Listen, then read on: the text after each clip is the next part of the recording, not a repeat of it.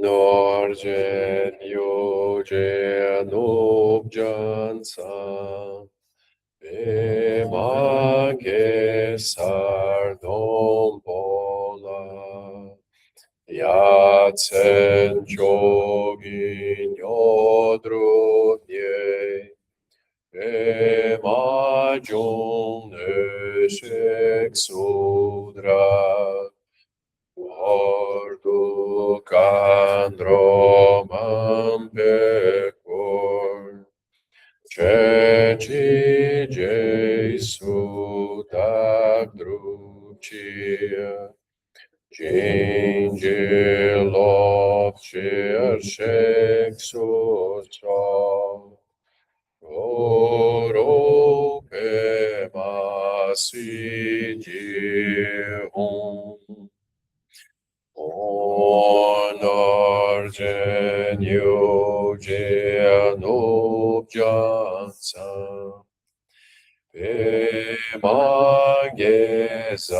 Pemagezardon Pola Yatsen Jogin Yodrobye Emajun Neshek Sudra Ordo Kandromam Pekor Keci Jesu Dagdrupci Ningelopci Ashek Sustal Guru Pema Sijihum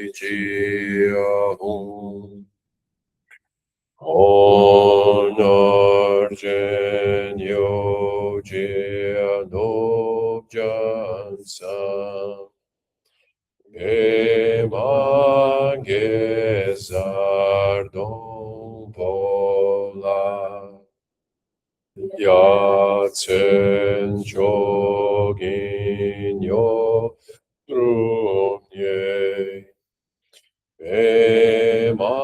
Emajun Eshek Sudra Cordo Kandromam Pekor Ceci Jesu Dagdruci Cingelop ceršek sustal Guru Pema Sijihum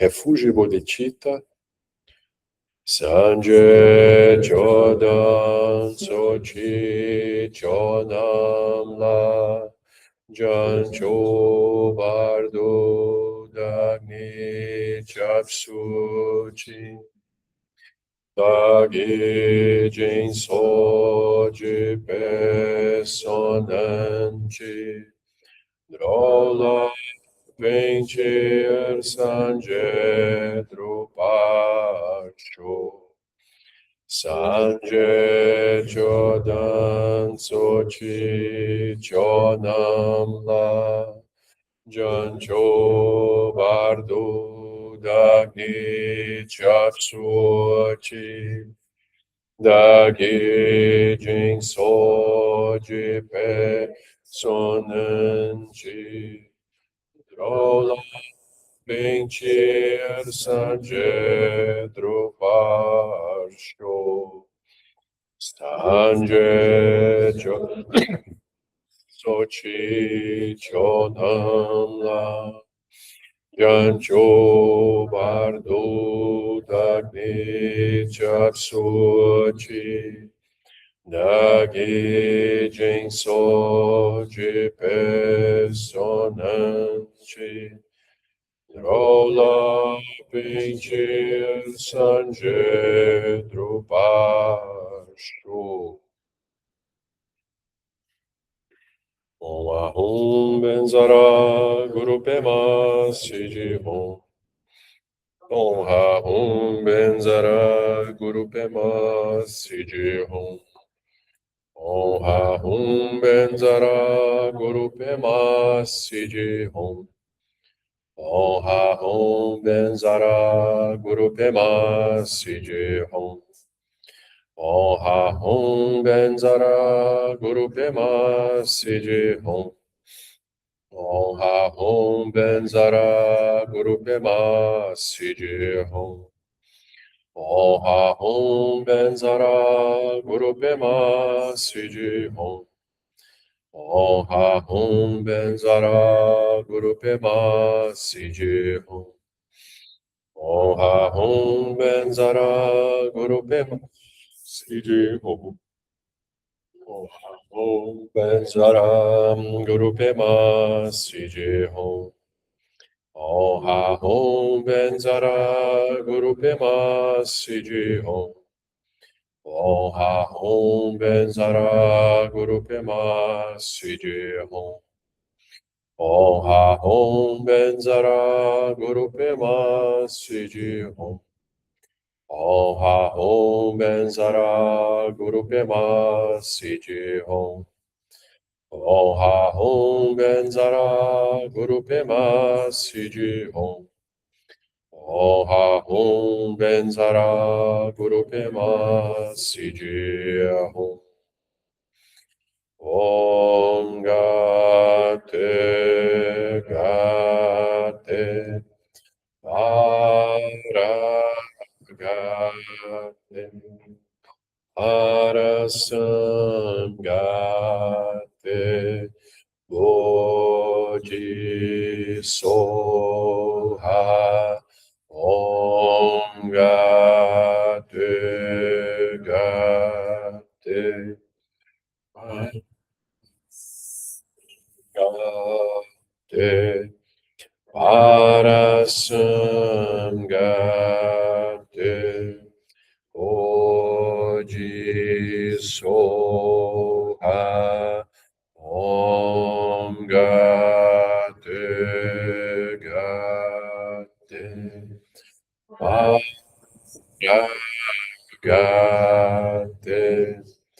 Parasangate Bodhisoha Om Gate Gate Paragate Parasangate Bodhisoha Om Gate Gate Paragate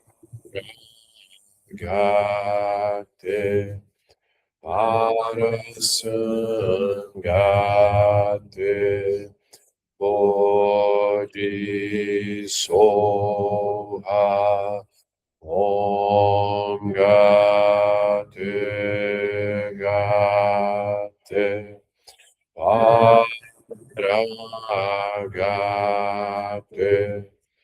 Parasangate Bodhisoha.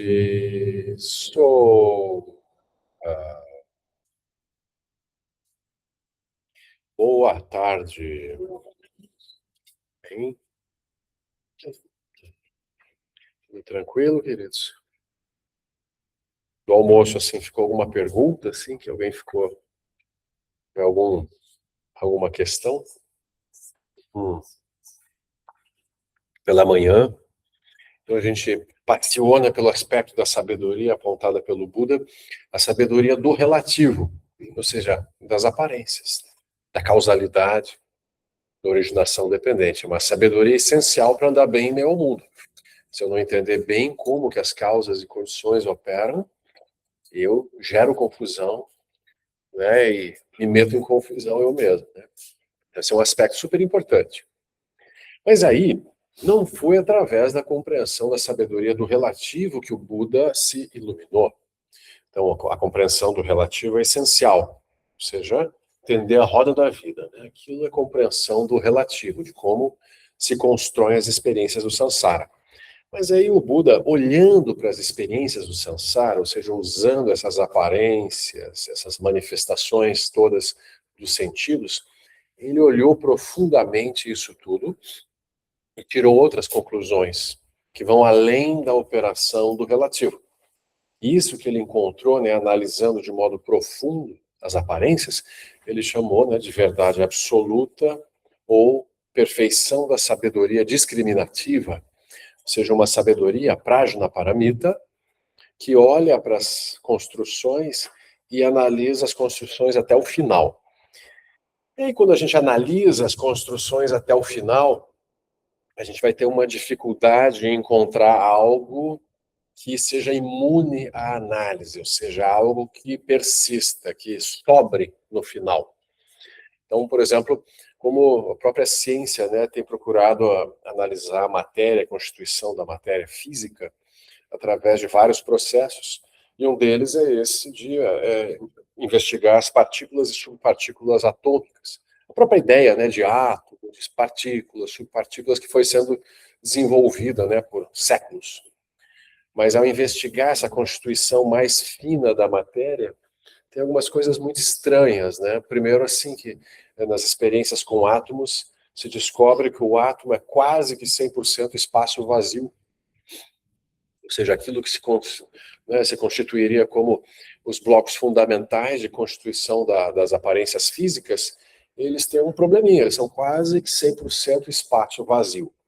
E aí mesmo as partículas que sobram além do espaço, um núcleo, né, com prótons e nêutrons, e aí uma eletrosfera, essas outras partículas também, quando analisadas, ou seja, quando submetidas a alguns experimentos, elas se desfazem em outras partículas menores.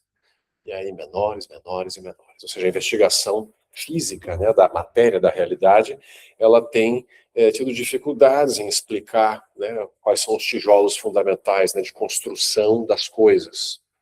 Isso é interessante.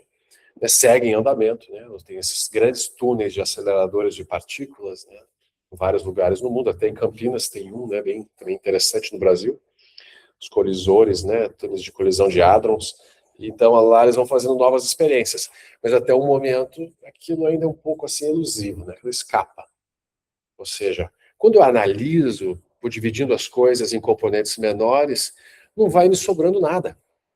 Isso é algo extremamente chocante, não é? Então, esse método de análise, de dividir uma coisa nos seus componentes, nas suas partes, pode ser aplicado para tudo. Então, o Buda, ele olhou para isso tudo. Então, por exemplo, ele olhou para uma pessoa, um ser humano.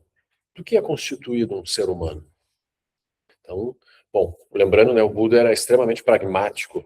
Ele não era, assim, dado a especulações metafísicas ou filosóficas que não pudessem ser comprovadas.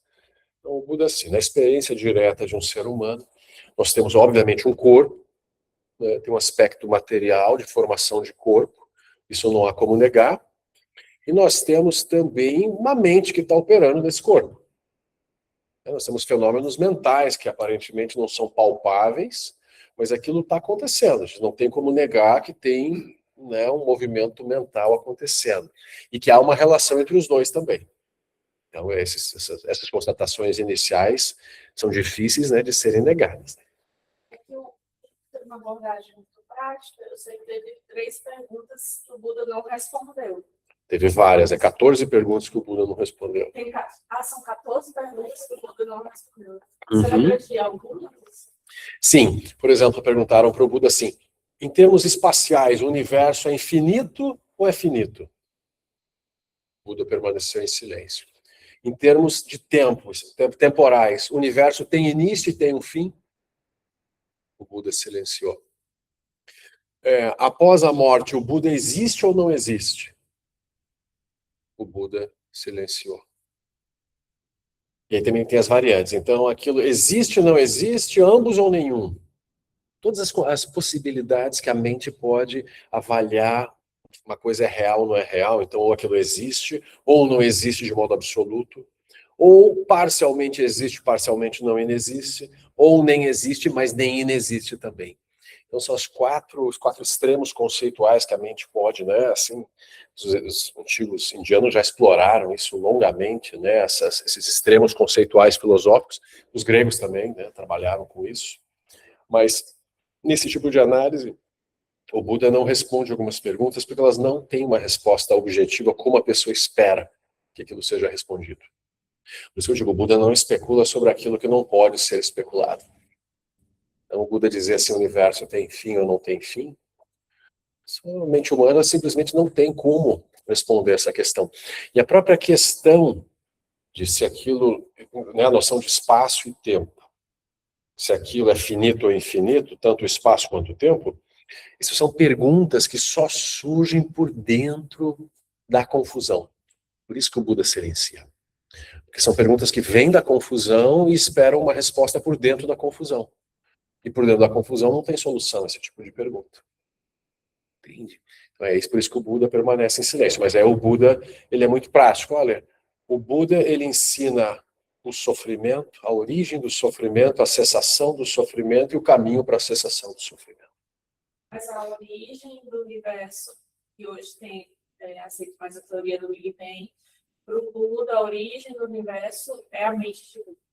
Ele não respondeu isso. Ele não responde dessa forma. Ele não responde dessa forma. Porque o Buda não vai falar em origens. Ele fala que essa cadeia causal que constitui as coisas é infinita. Não tem nem princípio nem fim. E essa especulação, o pensamento de tempo em termos de passado, presente e futuro já é uma construção da mente dualista, da mente que se manifesta no samsara. Ou seja, assim, o passado existe? Posso falar de passado de modo real, né? Nós temos ideias na mente atual sobre o que a gente considera passado. Passado, ele é algo que é uma especulação da mente atual. A mente atual lembra de algumas coisas, não lembra de outras, registra algumas, não registra outras. Então, o passado em si é apenas um pensamento na mente do agora. E o futuro existe? Mas O futuro existe? Será que ele já existe? Também, né? Ele não é uma ideia só. A minha mente pensa assim, amanhã será o futuro, né? É? o futuro pode ser hoje. O que é o futuro? Quando eu aponto para o futuro, ele já se tornou presente, por exemplo, e o passado já passou. Então, os três tempos, eles são uma experiência de mente, passado, presente e futuro. Mesmo o presente, aquilo que eu aponto como o momento atual, assim que eu aponto, já deixou de ser, né? É possível reter o momento presente? Não é, né? Toda vez que eu apontar o momento presente, aquilo já passou. Então, o Buda vai dizer que a própria noção de tempo é a sensação que a mente tem pelo fluxo de pensamentos. Quando a gente pensa assim, a vidya, que é o primeiro elo da originação independente, tipo, antes de avidya... Não se especula sobre o antes de avidya. Isso aí. A vidya pode ser curada, ou seja, a ignorância fundamental ela pode ser liberada completamente, realizando a natureza de Buda. Mas não teve um momento em que a consciência primordial caiu pela primeira vez no primeiro elo, em avidya. O budismo não tem uma gênese, um livro assim, um sutra. Tem até algumas coisas que o Buda fala sobre o desenvolvimento dos reinos da roda da vida, que elas têm, né, alterações ao longo do tempo. Mas ele, em momento algum, ele especula sobre como tudo começou, como se vai terminar, se tem fim ou não. Eu acho que você não toma banho mesmo.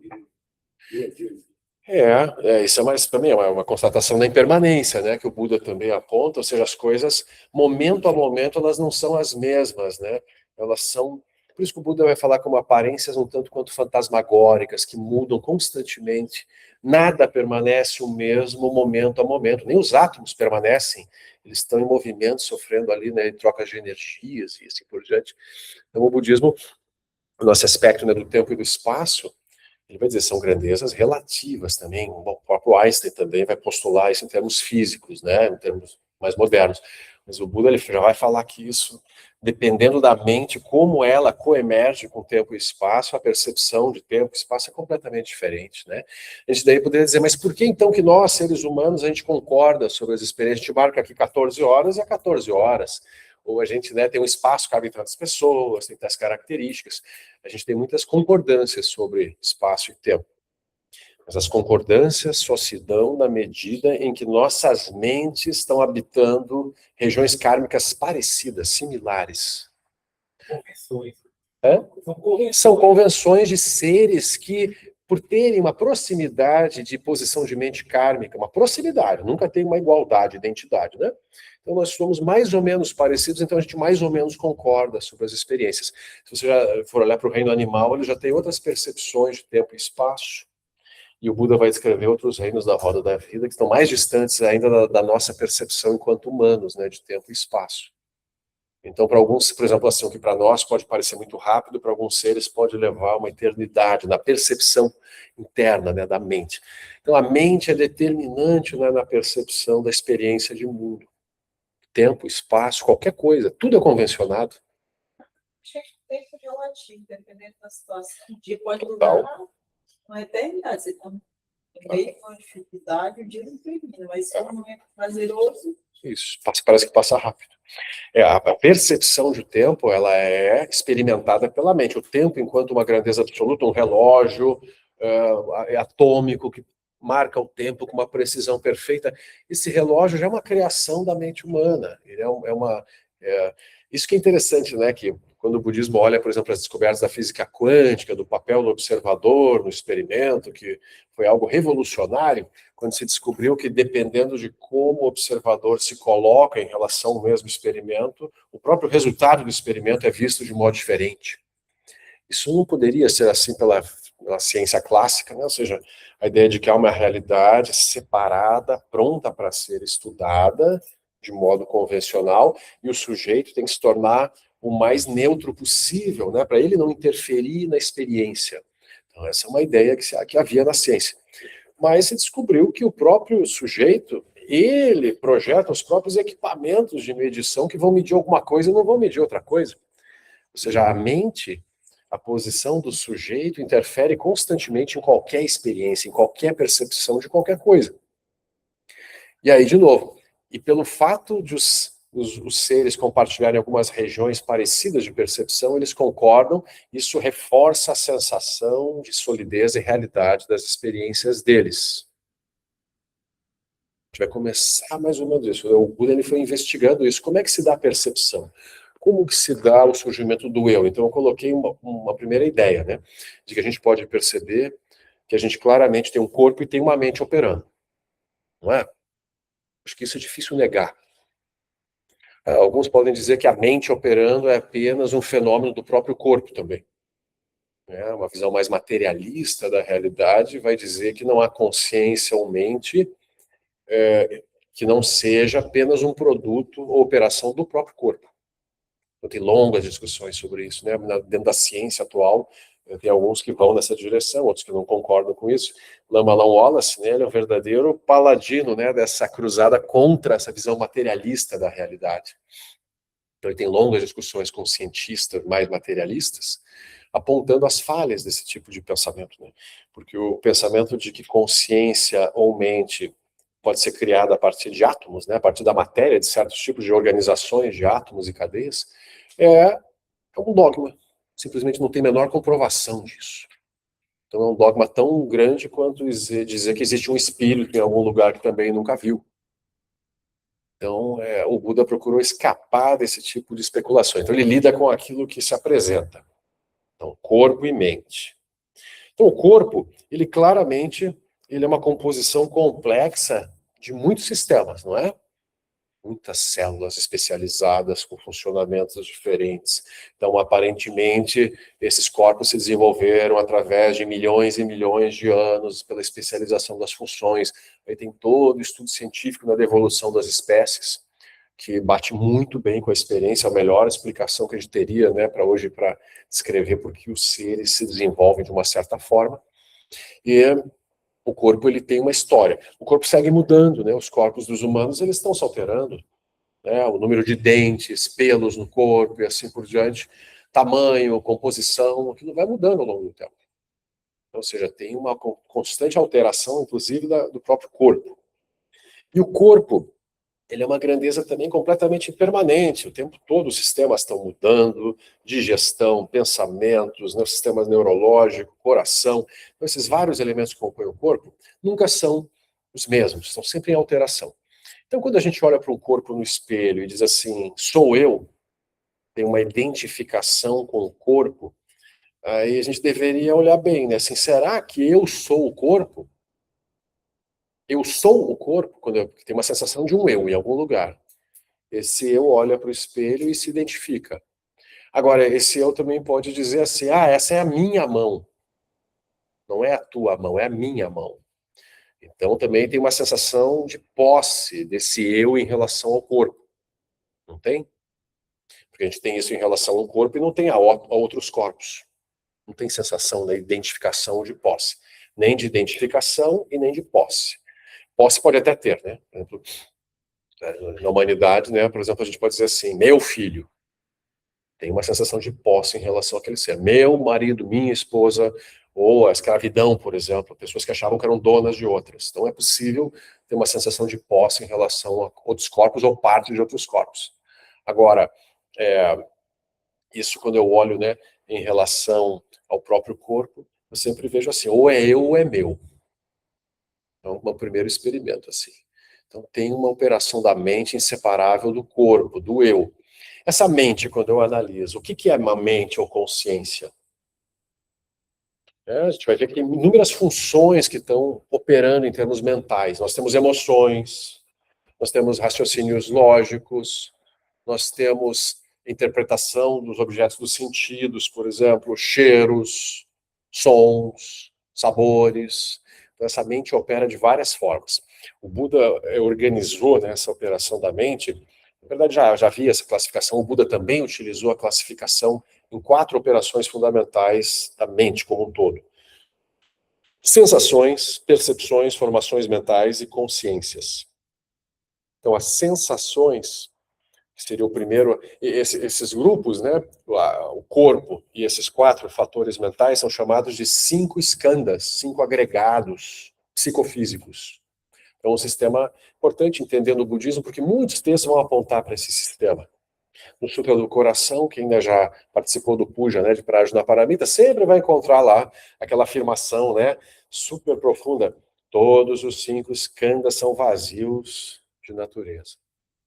Então, a gente vai ter que entender os 5 skandhas, que constituem, né, numa forma de descrição, né, constituem esse composto, né, psicofísico. Então, as funções mentais, sensações, elas são as nossas avaliações diante das experiências em que a gente considera as coisas agradáveis, desagradáveis ou indiferentes.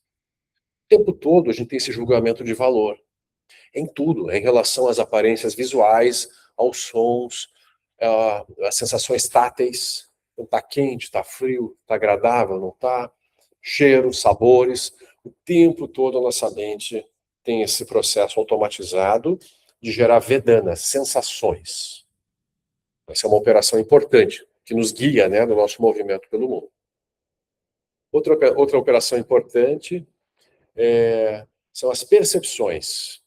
Percepção, samjhana, aqui nesse contexto, é aquele momento em que tua mente, diante de uma experiência, localiza aquilo enquanto um fenômeno reconhecível.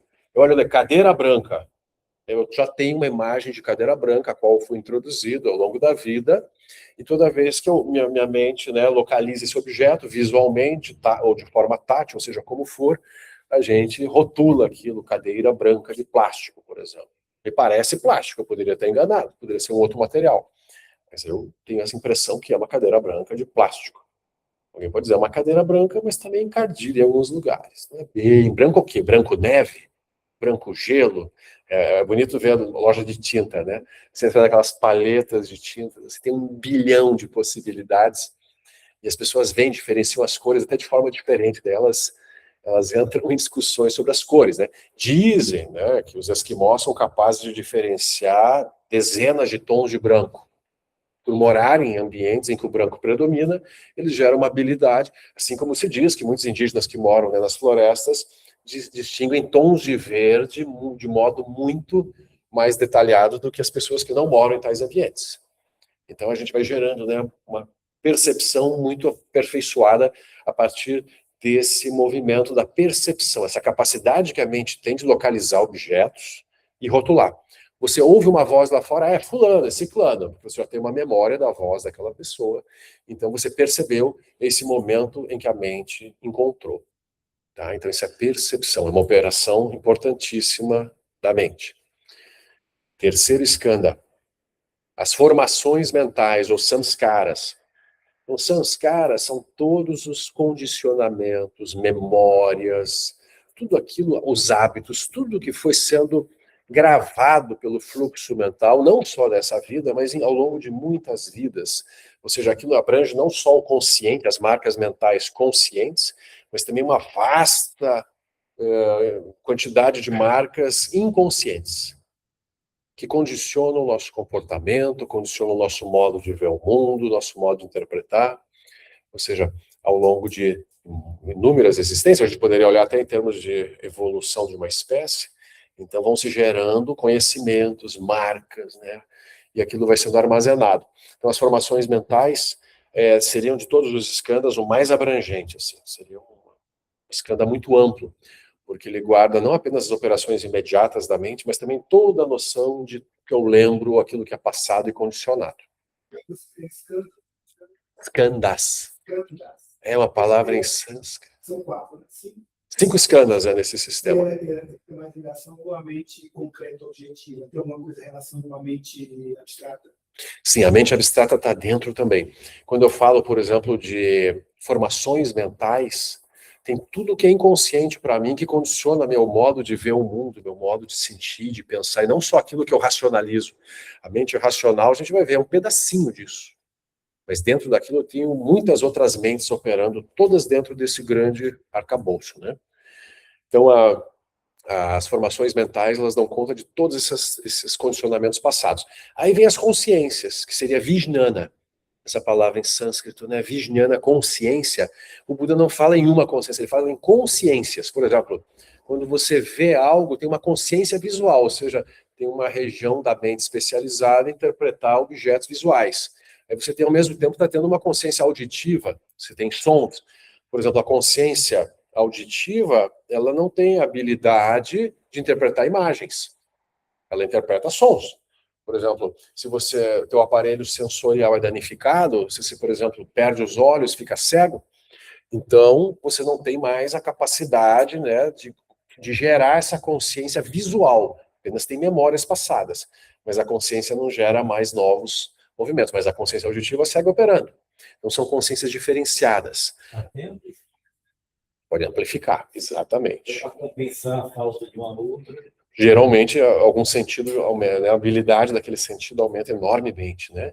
E o próprio, até não só as consciências no nível sutil, mas o próprio cérebro, né? Já tem vários estudos, né? De como que o cérebro, funções que são perdidas por perder uma certa região, elas são repassadas para outras regiões. Tem uma neuroplasticidade, né? Realmente uma readaptação quando possível. Né? Mas então eu tenho consciência visual, auditiva, olfativa, gustativa e tátil. As 5 sensoriais básicas.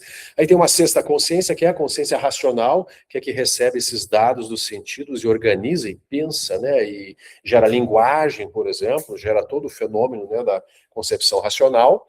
Mas a gente tem camadas mais profundas de consciência. Eu tenho o que o Buda chamou de consciência aflita, ou sétima consciência, que é uma consciência que nos dá a sensação de ser um eu. Ou seja, tem uma mente que junta todo esse bloco de informações e pega para si como se fosse algo real, individual. Ela se diferencia das outras consciências, se separa das outras consciências. Então, essa é uma forma de operação da mente que se sente real e dona dos dados que vêm através de todos os outros elementos da mente, da percepção. Então, esse é um ponto importante, porque essa sétima consciência vai ser um objeto, né, de análise que a gente vai usar justamente para se libertar dele ao longo do processo do caminho apontado pelo Buda. Que o ego, basicamente. É um pedaço do ego importante, isso. É um pedaço do ego.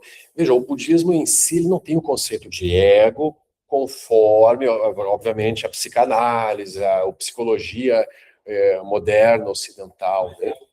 Algo parecido. em sânscrito havia a noção de uma alma, um Atman.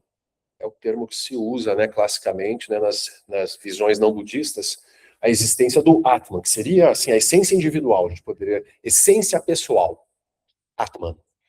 E aí o Buda, ele vai, né, a gente vai chegar nesse ponto ainda, mas ele formula essa ideia de Anatman, não eu, não essência pessoal. Porque quando procurada essa essência pessoal não é muito encontrada. Então a gente está aqui levantando os elementos que a gente pode analisar justamente para buscar essa essência pessoal, enquanto algo real.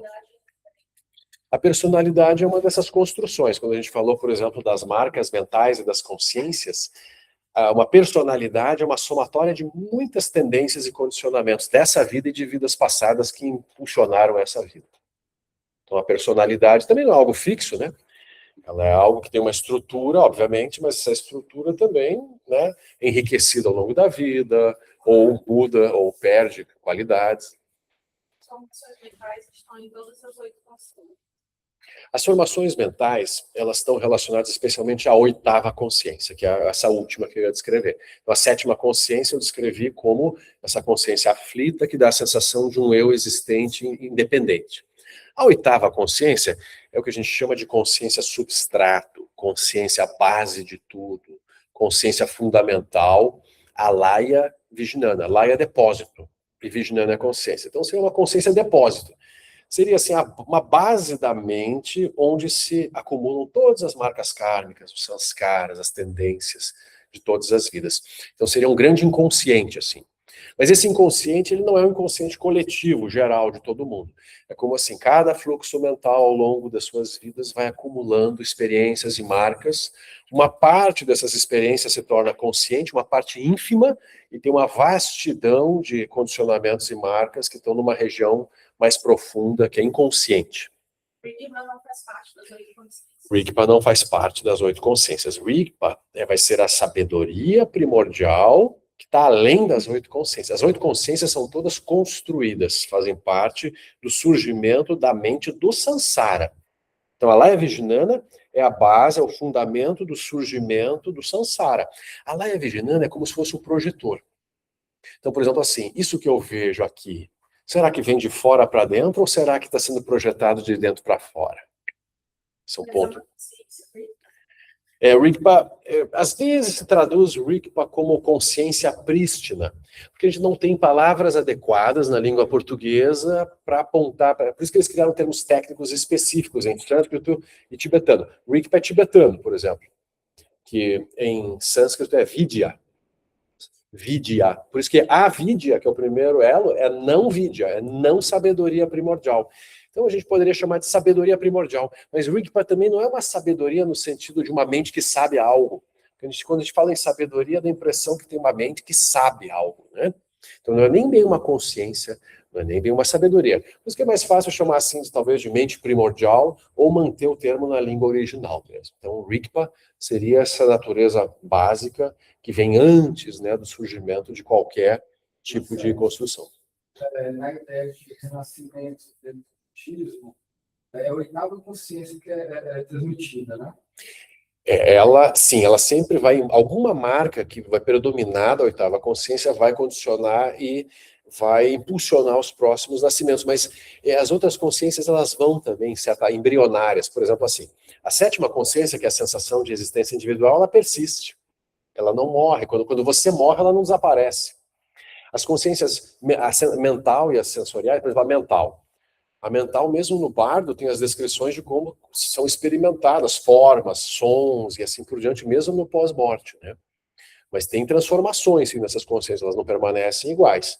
Mas realmente quem guarda a grande memória que vai impulsionar os renascimentos, ela é a Vijnana, né? A 8ª consciência. Mas quando eu pego ali do segundo para o terceiro para o quarto elos, então assim, eu já tenho no terceiro elo, já tem como se fosse um embrião das consciências, que só vão se concretizar realmente no 5º elo. Lembra Shadayatana, quando surgem as portas do sentido? Se já tivesse carro. Sim, isso mesmo. Vamos dizer, a consciência, que é o terceiro elo, condicionado pelos sanskaras, que é o 2º elo, tem ali um embrião que gera a busca por nome e forma, Namarupa no 4º elo. Isso é concretizado no quinto elo, que surge o corpo e as janelas sensoriais. Né? Então, tem essa descrição, né? Mas então, essas 4 funções mentais, sensações, percepções, formações mentais e consciência, então os 4 skandhas mentais, junto com o skandha físico, que é rupa, é forma, então isso tudo somado dá uma pessoa. É uma forma de descrever, claro que não é a única, né? Tem inúmeras formas de descrever uma pessoa. Sistemas de personalidade, descrições da fisiologia do corpo humano. Então, a humanidade vai gerando muitas formas de descrever a realidade.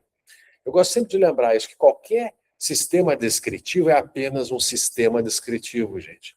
Que nem a gente, então tem água, tem terra, água, fogo, ar, éter, espaço. A gente pode gerar, então, uma fixação a esse sistema descritivo e acreditar, então é assim, é real isso. Então tem a terra, tem a água. Então a gente tem uma tendência a se fixar aos esquemas.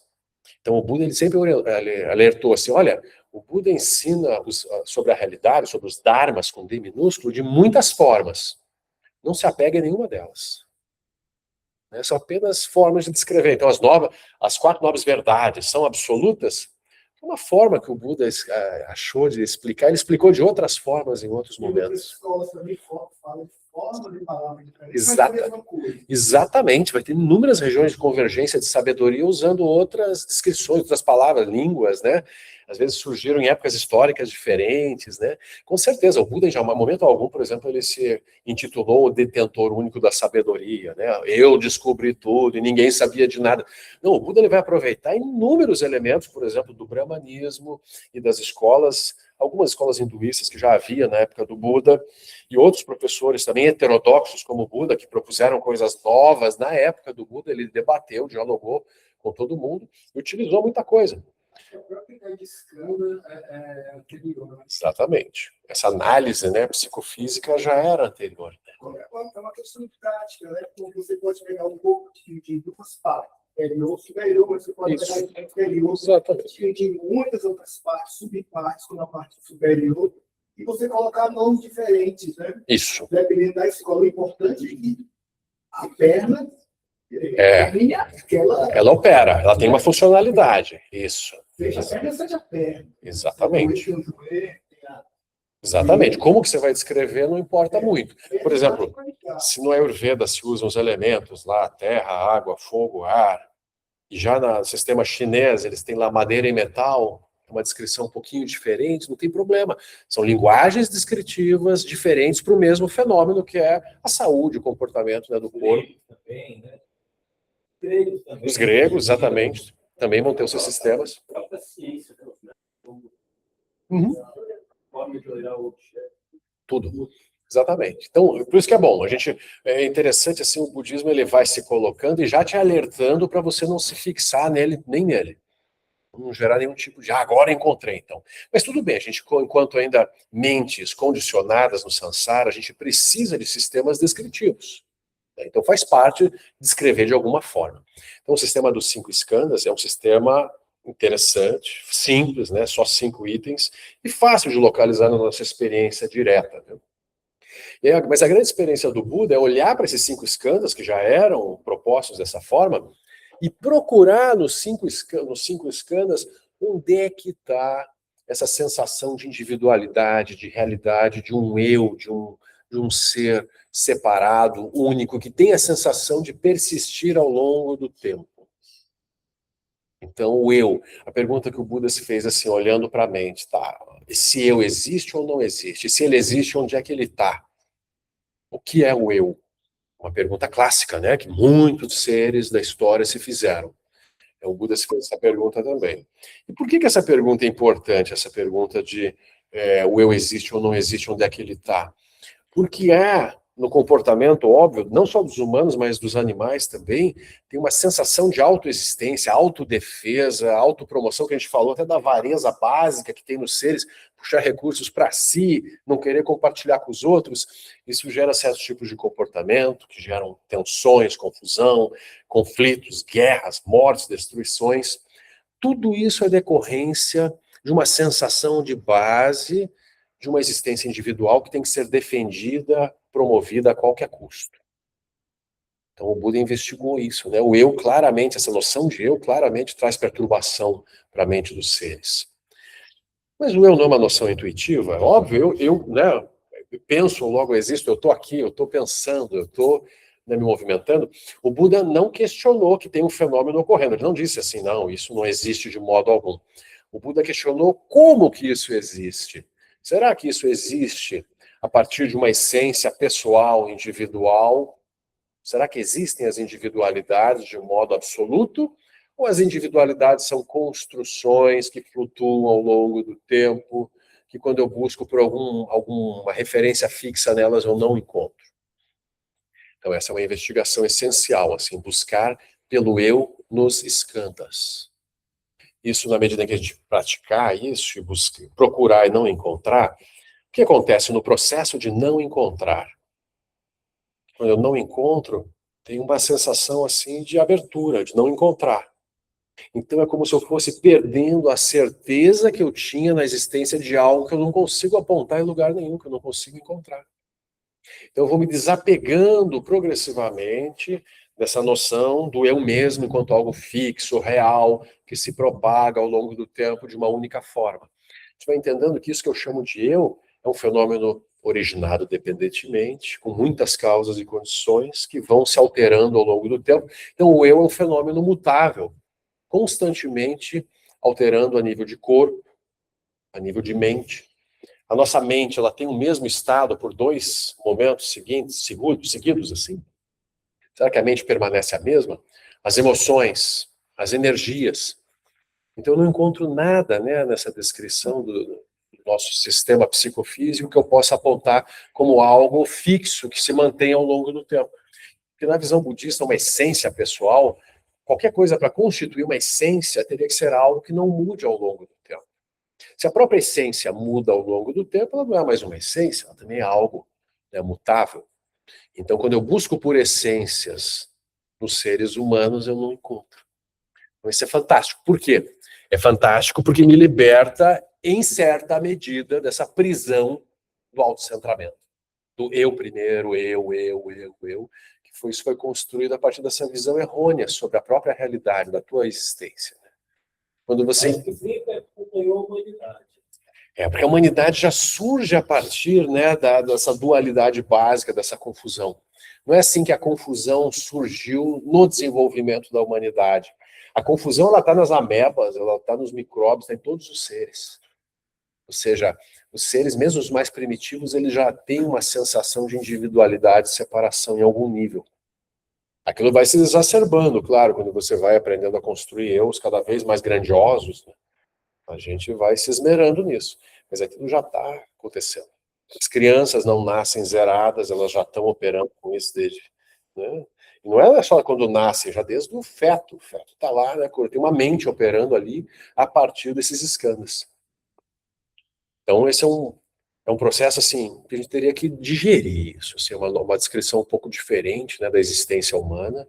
Faz sentido, não faz sentido? De novo, o Buda nunca tenta nos convencer de nada. Ele propõe teses assim para a gente investigar meditativamente, para a gente olhar para a própria mente, olhar para o próprio corpo.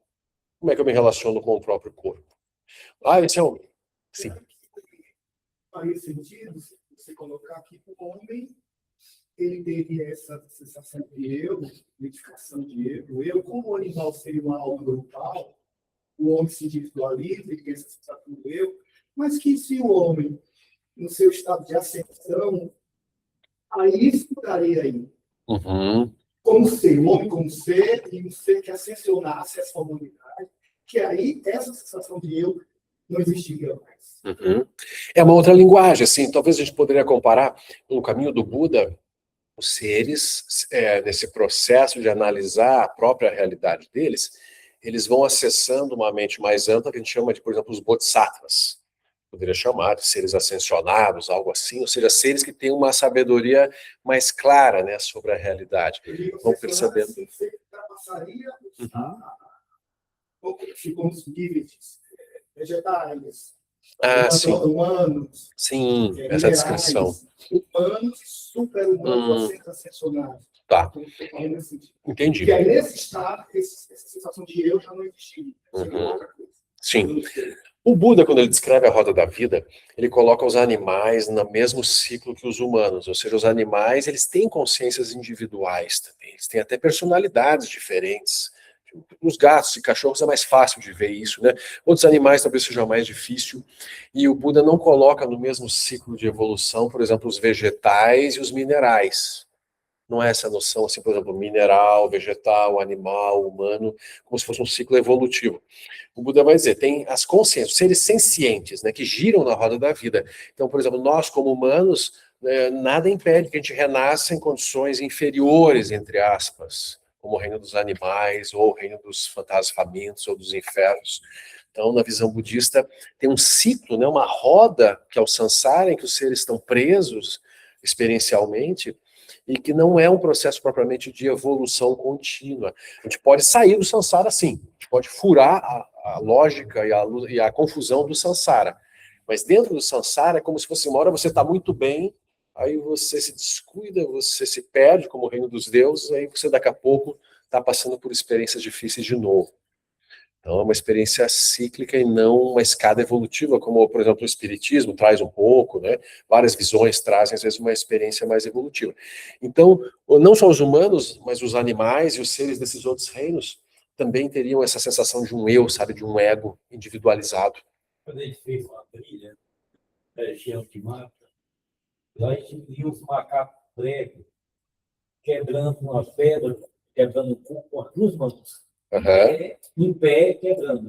E aí, vários macacos quebrando o corpo com as duas mãos. Uhum. E aí eu fiquei pensando, cara, mas isso vem de uma construção secular, milenar, né? Sim, esse aprendizado. Um aprendizado que vai tornando essa marca mental, vai construindo essa marca mental desse reino animal. Uhum, uhum. E vai se propagando, né? Com certeza.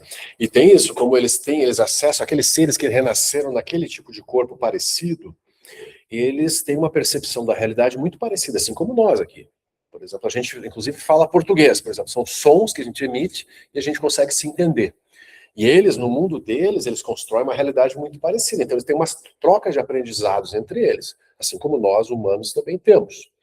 Ou seja, os seres, eles vão construindo realidades a partir de corpo e mente, e eles ficam presos nessas bolhas de realidade deles.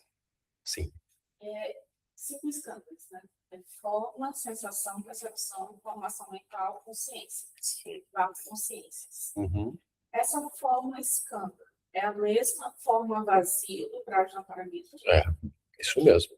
Só que quando eu falo forma, né, rupa, eu tenho primeiro assim a forma olhando para um corpo humano, que eu chamo de corpo, rupa, mas tudo é forma. Eu posso olhar para a rupa enquanto formas externas também, a cadeira, o chão, a casa. Então, qual é a diferença desse escândalo? Forma para formação mental? A formação mental é um aspecto não grosseiro, assim, não físico, mas são as marcas mentais que condicionam a operação da mente, na relação com o que a mente chama de material, por exemplo. Então, forma escândalo é uma coisa mais física. Isso, exatamente. Como eu falei, a forma representou o corpo, no caso de um ser humano. Rupa. O Sandas é ligado ao Rupa. Os skandhas? Sim, isso mesmo. Isso, os 5 skandhas, um deles é Rupa, a realidade física. Rupa é o primeiro, exatamente. A forma física, exatamente. Os skandhas mentais, eles não são porque assim, a palavra arupa a gente vai reservar, não forma, a gente reserva para um reino específico da roda da vida, que são os deuses meditativos da não forma. Eles estão em estados mentais sutis, mas eles não têm corpo, eles não têm rupa. Então é arupa. Arupadatta é o nome daquele reino lá no topo da roda da vida. Tem, com certeza. Muitos aspectos, por exemplo, os skandhas mentais, eles não são rupa. Ou seja, sensações, percepções, formações mentais e consciência operam de uma forma abstrata, de uma forma sutil, por isso que são chamados de mente. Mente e corpo. Os dois juntos dão um ser humano. Então nós temos 2 partes, a Rupa e o Rupa. Isso, você poderia chamar de arupa, a parte mental, né, os skandhas mentais, todos são não formas. Eles não são palpáveis, não são apontáveis, né? Eles operam nessa dimensão sutil, que seria, a gente chama de mente em geral, né, no budismo. Forma vazia de intencionalidade. Essa forma não é todos os tipos de forma? É todos os tipos de forma. No caso, quando eu analiso uma pessoa, eu estou falando da forma física, do corpo. Mas se eu for analisar, por exemplo, esse objeto, ele tem uma forma, não tem? Ele tem uma arupa, tem uma forma.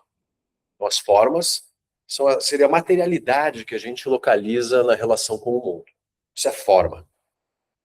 Mas essa forma de vazio não é só uma forma física. Que é vazio não é só a forma física. Que a formação mental também é vazia. Mas daí exatamente, por isso que no Sutra do Coração, você vai dizer, forma é vazio, vazio é forma. Do mesmo modo, sensação é vazio, vazio é sensação. Formação mental é vazio, vazio é formação mental. Consciência é vazio. Os 5 skandhas são vazios por natureza, lá no Sutra do Coração, né? Todos eles, desde as formas, a materialidade, e todos os aspectos sutis, né, da operação da mente, são todos vazios. Ou seja, tudo aquilo no qual a gente se agarra para descrever um ser humano, quando analisado, eu não encontro nada real por trás, nada que eu possa apontar como algo fixo que se mantém ao longo do tempo. Ou seja, aí o Buda vai dizer, então o eu é vazio. Então o Buda vai afirmar, eu procurei pelo eu e não encontrei. Então quem encontrou que me mostre. Essa é uma afirmação. O eu é uma entidade flutuante. É uma construção, exatamente. Ele é um fenômeno originado dependentemente como qualquer outra coisa. Computador. Existe computador em si ou o computador é uma agregação de inúmeros fatores? Então surge a entidade computador que a gente constrói dessa forma. Da mesma forma, a sensação de um eu é uma construção muito complexa. Olha o nosso corpo. O que eu posso considerar que é meu corpo? As bactérias que estão aqui dentro, por exemplo, que constituem, acho que tem trilhões, tem mais bactérias do que células no corpo. É considerado um corpo. E isso, esse funcionamento dessa microbiota toda, né, é algo que opera junto, em simbiose com o corpo, né? Então, o que é o corpo do ser humano? E mesmo as fronteiras, por exemplo, assim, né? Eu estou o tempo todo inspirando, né, gases do organismo, do mundo, né, oxigênio, nitrogênio, aí aquilo é transformado, é processado, expirando o gás carbônico. Então eu estou em constante interação com o mundo, até as fronteiras, né, que definem o final do corpo, o início do que eu chamaria de mundo externo, é uma coisa convencionada também. Quando eu começo a analisar, por isso que é importante entender de novo a diferença entre verdade relativa e verdade absoluta. A verdade relativa é a verdade das convenções, as coisas que a gente combina. Bom, cadeira é aquilo ali, é para sentar. A gente combina, mas também posso ficar de pé para pegar alguma coisa. Ou se tiver uma briga... São arquétipos que a gente organiza para que possamos conviver com eles. Exatamente. Que é um mundo de formas construídas em que a gente dá certos sentidos, atribui certos sentidos específicos às formas. Os exemplos que o Lama sempre explora. Por exemplo, um sino de meditação. Ele é um sino de meditação em si? Esse objeto. Se a gente não convencionar que isso aqui é um sino de meditação, faz sentido chamar isso de sino de meditação? Isso aqui pode ser outras coisas, não pode? Uma tigela para várias coisas, para pôr uma bola de sorvete, bem... Né? Um pé de mesa. Um pé de mesa, isso aqui pode ser um receptáculo para várias substâncias, isso aqui. Cinzeiro. É o aspecto dos sangas que faz isso. Os skandhas são a delusão. A gente vê os skandhas, só que a gente dá realidade, dá solidez para os skandhas. Esse é o nosso problema. Não tem problema ver os skandhas e se relacionar com eles. O problema é quando a minha mente se fixa uma interpretação específica de um skandha e acha que isso é real.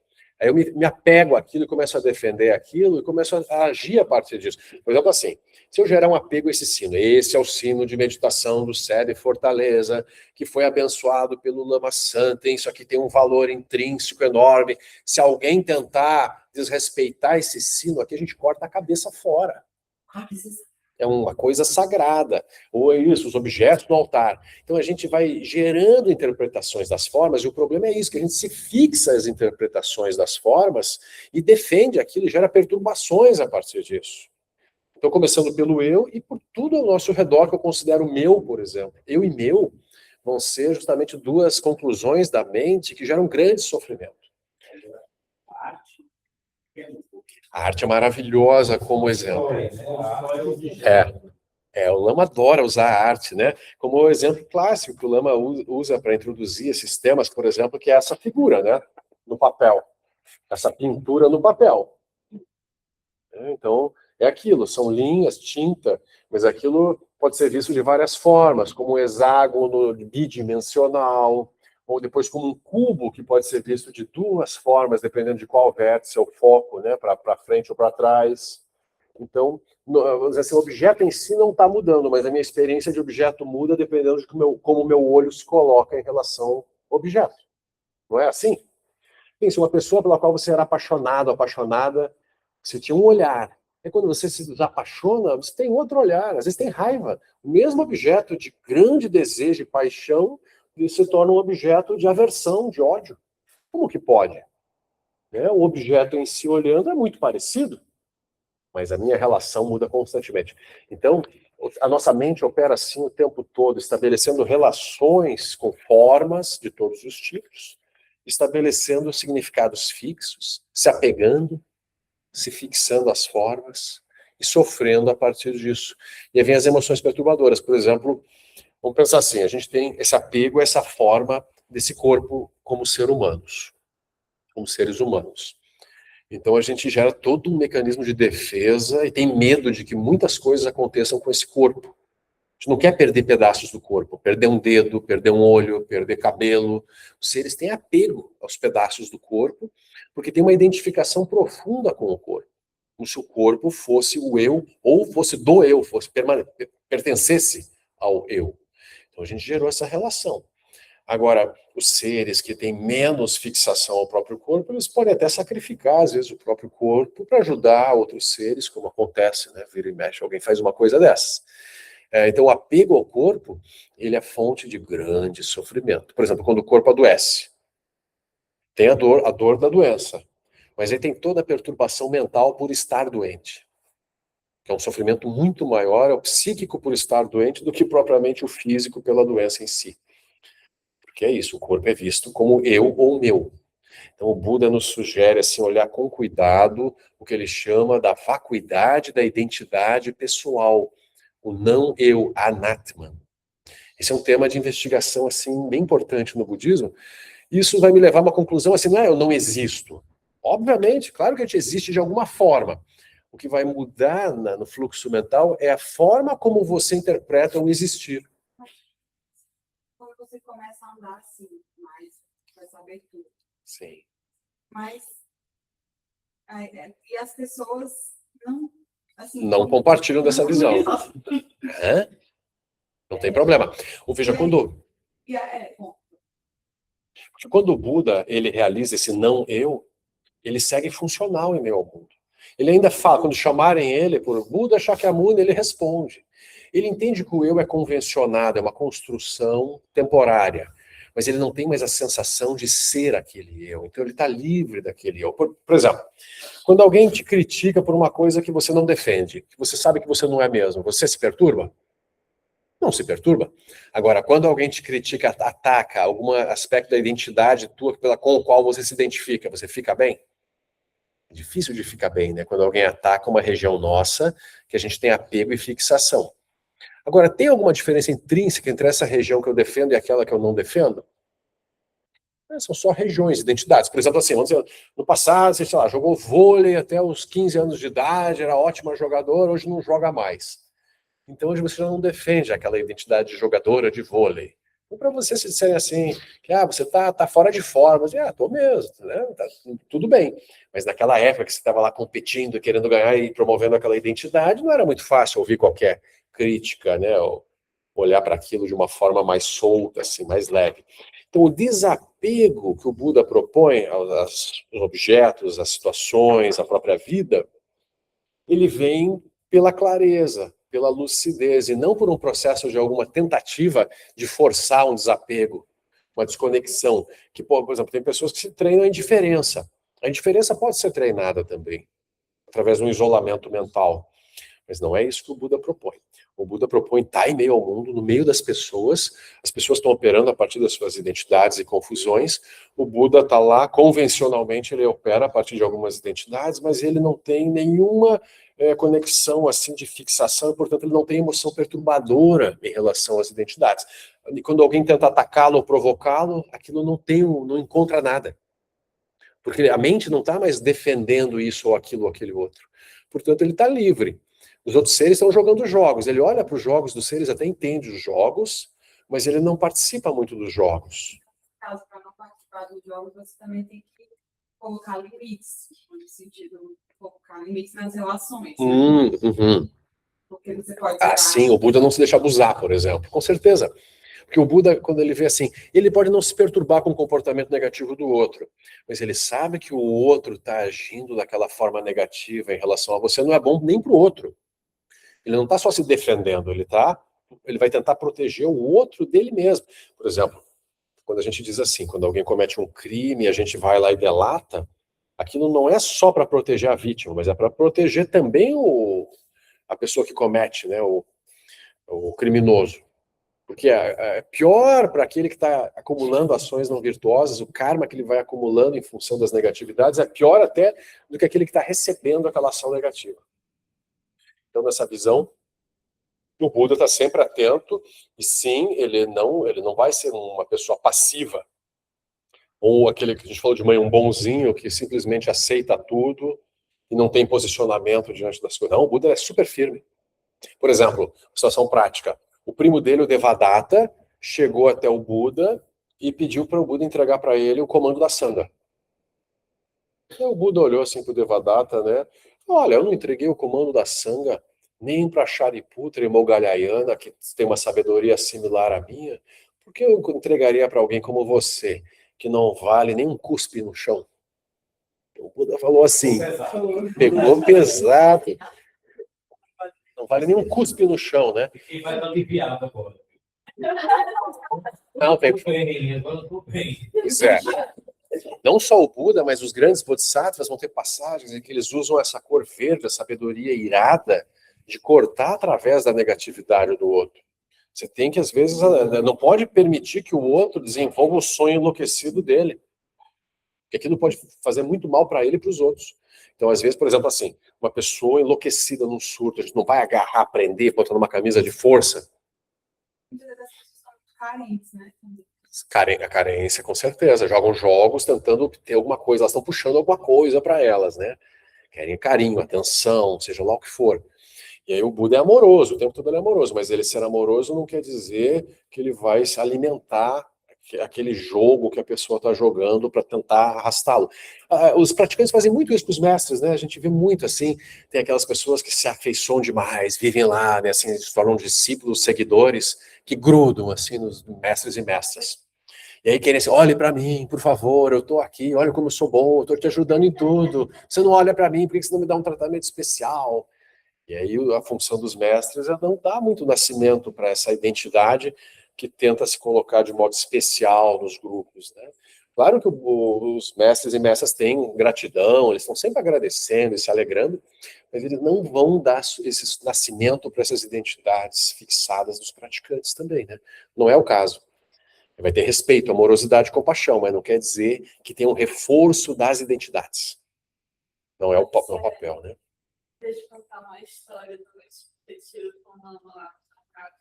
Ele foi orientar a meditação dos lumes, né? Meditação dos 5 lumes. Sim. Aí teve um momento que ele orientou para fazer a meditação com o elemento fogo, né? Então, assim, o calor do corpo, né? Assim, o corpo aquecendo e tal. E aí teve um praticante que começou a fazer hiperventilar, porque quando você hiperventila, você sente calor. Sim, sim. Né? Contração muscular gera calor. Né? Isso, você sente calor. Aí ele achou que era para fazer isso, para sentir calor, né?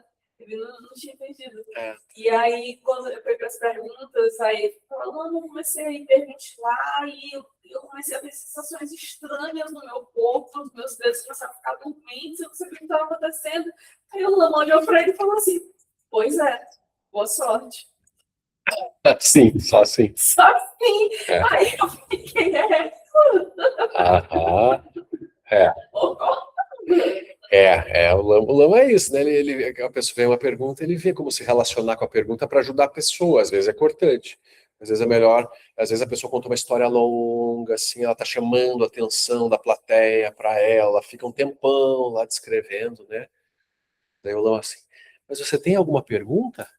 É bonito de ver também, né? A pessoa ela não quer perguntar, ela só quer compartilhar. Quer falar o que ela entendeu daquilo, né? Tudo bem, pode ser útil também num debate, numa troca, especialmente em grupos de estudo. Mas às vezes você tem 100 pessoas junto, e aí alguém monopoliza por 10 minutos a palavra para falar do que ela acha que entendeu da coisa. Pode não ser uma coisa muito adequada, né, para aquele ambiente, assim, né? Mas é isso, assim, tipo, você vendo os vídeos do Lama, ele respondendo as perguntas, nem sempre ele é fofinho. Não. Sabe? Assim, Sim. Ele sempre tem um tom de voz acolhedor e calmo, Sim. mas às vezes ele dá umas cortadas. A função, né, dos professores, mestres e mestras, é nos apontar a realidade. Se eles veem que a gente está viajando na maionese, eles tentam cortar através daquilo, de alguma forma. Às vezes pode ser de uma forma muito amorosa e sensível, mas às vezes é de uma forma direta, assim, colocando frente a frente com a tua própria mente, né? E como você não é aquilo que você está manifestando, não tem nada a ver. Você solta aquilo, sabe? Joga fora aquilo, perde tempo. Então tem um corte também, o corte faz parte do processo pedagógico. E aí você vai ter situações ainda muito dramáticas, que são esses mestres de louca sabedoria. Esse é um tema todo à parte, complexíssimo, que são yogis e yoginis que manifestam um comportamento não convencional e mexem com a mente dos seres de um modo também não gradual, não racional, que fazem intervenções completamente inesperadas e estranhas.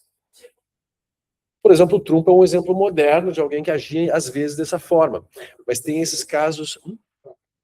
Patrul Rinpoche, tem um caso clássico, assim, né, que é o Tilopa e o Naropa, em que Naropa era um grande erudito do monastério de Nalanda, mas ele não tinha ainda se iluminado completamente. Ele ele sonha com uma Dakini que aponta um caminho para ele encontrar Tilopa, que seria o mestre definitivo dele. Exatamente, ele encontra Tilopa, então Tilopa no início tira sarro dele, não quer dar ensinamento, nada. Tilopa era um mendigo. Era um mendigo pelas ruas, assim, cheirando mal, mas era um mestre iluminado. E tem uma situação em que Tilopa, depois de muito chacoalhar o ego do Naropa, assim, pesado, mandá-lo fazer tarefas absurdas, assim, para ir quebrando as identidades dele. No momento em que Tilopa vê, assim, uma abertura no Naropa, ele tira o chinelo do pé e dá na cara dele, uma chinelada, assim. Aquela pancada física, assim, estilhaça o resquício de dualidade que tinha na mente do Naropa. Dele repousa, assim, numa abertura total. O Zen budismo tem inúmeras histórias também desse tipo de intervenção dos mestres, né? São intervenções não convencionais. Isso pode ter, não é que vá acontecer com todo mundo. Não é necessário acontecer. O método mais tradicional é esse da pessoa praticar a partir de instruções e gradualmente as fichas vão caindo, vai tendo uma abertura, uma clareza progressiva. Mas tem também essas situações em que um mestre vê a oportunidade e vai intervir de modo estranho, assim, né? Aí eu acabei de comprar o livro do Louca Sabedoria do Trump. Sim. Eu achei legal que na capa do livro tem uma deidade irada, né? Sim. É Dorje Drolo. É uma emanação de Guru Rinpoche irada. Sim, Louca Sabedoria de Dorje Drolo na capa do livro. Eu pensei assim, eu vou. Vou ler. Sim. Ali ele descreve esse livro descreve as 8 emanações principais de Padmasambhava, exatamente, como é que elas atuam. E aí uma delas é essa sabedoria, né, de cortar através das conceituações dos seres de modo irado. Mas, em geral, se você olhar os professores, a maior parte dos professores e professoras são a maior parte do tempo pacíficos, tranquilos, serenos, e às vezes tem uma intervenção mais dura, como se percebeu no Lama, um caso ou outro, né? Mas chegar nesse estado. não é uma coisa simples, exatamente, né? Então, tanto o discípulo... O que aconteceu para ele chegar nesse estado? Precisa mesmo. Isso mesmo. Ou seja, o mestre vê que o discípulo está extremamente apegado a uma coisa que ele não consegue soltar de jeito nenhum, e o mestre, como quer ajudar, ele tem a motivação de ajudar o aluno, ele está o tempo todo vislumbrando alguma oportunidade de intervir. E aí, quanto maior a clarividência do mestre, ou seja, quanto mais ele enxerga sobre a constituição do aluno, maior a chance de ele conseguir intervir da forma correta, né? Na hora certa, do jeito certo, e aquilo pode ter essa transmissão. Porque o nosso ponto todo no Dharma é copiar a mente do Buda. É chamado de Guru Yoga, união com a mente do mestre, da mestra. Ou seja, esse é o melhor jeito, se a gente conseguir copiar a região de sabedoria que ele repousa, né, que ele acessa. E como é que ele faz isso? A verbalidade é uma forma, né, utilizada, ou seja, conceitos, palavras, ensinamentos que o Buda deixou e os mestres trazem para nós. Então é um método, essa transmissão oral. Mas a transmissão da lucidez pode ocorrer de muitas formas. Por isso que é bom a gente estar na presença dos mestres e mestras, não só pelo que eles falam, mas a presença em si tem uma transmissão silenciosa que acontece o tempo todo. Isso é bem importante. Não é nem o jeito que ele gesticula, se movimenta, não. É a presença daquele ser, né? Ele repousa num estado de lucidez, aquilo emana. É como um sol que está emanando calor. Então, quando você recebe aquele calor, você se aquece. Então, não tem esse fenômeno moderno chamado de neurônios espelhos? Neurônios espelho. Então, né, que a própria mente tem uma habilidade em copiar padrões de comportamento. Isso é esse nível cerebral mesmo. E nesse nível sutil a gente pode entender, sim, que a nossa mente, quando está na presença, né, dos seres iluminados, ou quase iluminados, a gente consegue acessar aquilo um pouco mais. Isso é maravilhoso. Bem que fiquei 8 dias, os últimos dias da Santana, fiquei 8 dias com ela e ela estava praticamente em silêncio, Aham, só na presença dela. sim. Fiquei uma noite inteira acordada. com Acompanhando, né? ela. E ela praticando durante a noite. Sim.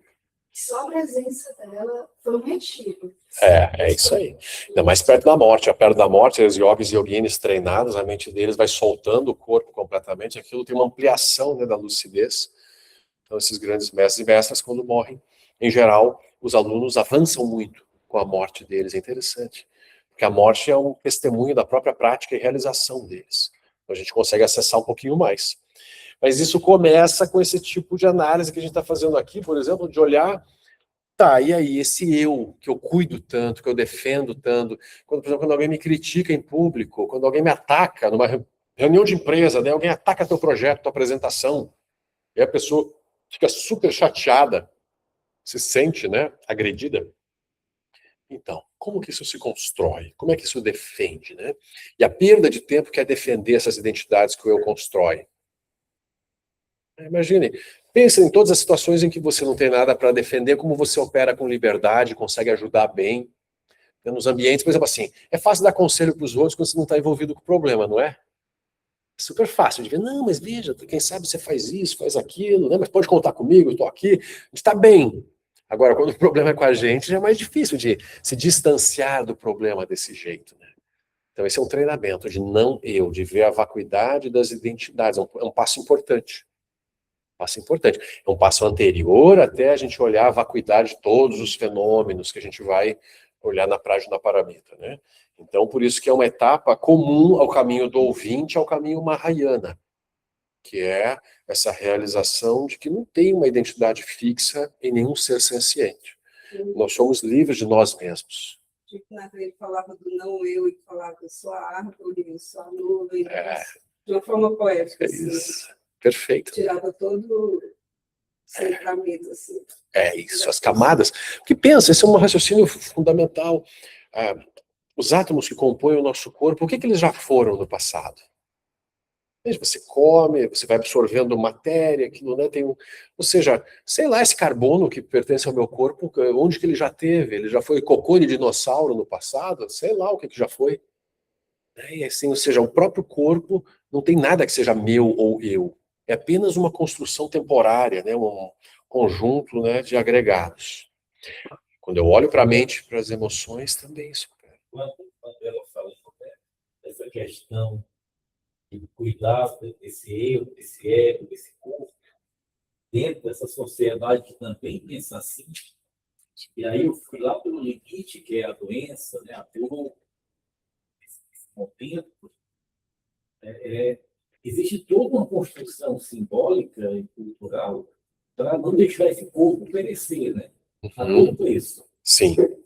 E aí, se você entra nesse sistema e você é obrigado a entrar, aí você vai passar por todas essas questões onde o teu eu está desmontando, né? Diante de uma sociedade que não quer deixar Sim. nem o eu, nem o corpo desmontar. Você pode, veja, esse raciocínio, inclusive, do não eu, ele não gera algum tipo de desconsideração, o descuido com o corpo. O corpo segue sendo cuidado e preservado, mas com um outro olhar. Não é assim, o meu corpo. Um corpo é um corpo. Um corpo é necessário para atuar no meu reino humano, tem que ter corpo. É um veículo, é um mero veículo. Esse veículo, ao longo do caminho, quebra uma lanterna aqui, bate a lataria ali, né? A pintura risca não sei aonde, o corpo vai mudando ao longo do tempo, mas é isso, não tem muito apego a uma forma específica de corpo, então não tem muito sofrimento com vaidade, com beleza, com envelhecimento. É apenas, mas tem um cuidado, porque a vida humana preciosa é útil para buscar a liberação. Então, o corpo é super útil, manter saúde, manter bem-estar, mas não tem mais aquela sensação de uma forma idealizada, ou o meu corpo enquanto ser especial em relação aos outros corpos. Para salvar o meu corpo, dane-se os corpos dos outros, por exemplo, que morram todos. Coisas desse tipo, né? Então, não, tem uma igualdade, vai surgindo uma equanimidade em relação a corpos.